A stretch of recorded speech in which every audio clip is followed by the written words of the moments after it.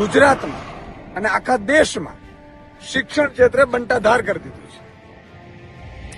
તમે વિચાર કરો, ભાજપ વાળા કૂદે છે કે અરવિંદ કેજરીવાલજી જે ટ્વીટ કર્યું છે 2 વર્ષ જૂનું છે. અરે ભાઈ, 2 વર્ષ જૂનું હોય કે 30 વર્ષ જૂનું હોય, તમારી જ સરકાર છે, તમારી જ સરકારમાં બંટાધાર થયું છે, તમારી જ સરકારમાં શિક્ષણની આ સ્થિતિ થઈ છે.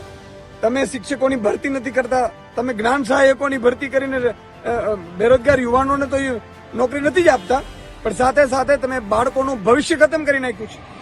આજે શિક્ષણ ક્ષેત્રે ગુજરાત ખૂબ પાછળ વહી ગયું છે.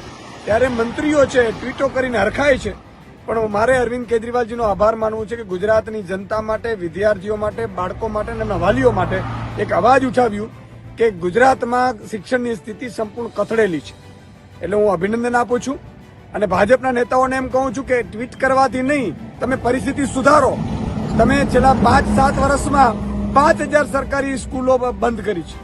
શરમ આવી જોઈએ. તમે ખરેખર તો 10,000 સ્કૂલો સરકારી ખોલવી જોતી હતી, પણ ભાજપ વાળાની પ્રાઇવેટ સ્કૂલો ખોલવા માટે સરકારી સ્કૂલો બંધ કરે છે, સરકારી સ્કૂલોમાં ભરતી નથી કરતા, સરકારી સ્કૂલમાં શિક્ષણ સુધરવા નથી દેતા, કારણ કે પોતાનો ધંધો ચાલે. એટલે આ વાત વાસ્તવિકતા છે અને ગુજરાતની જનતા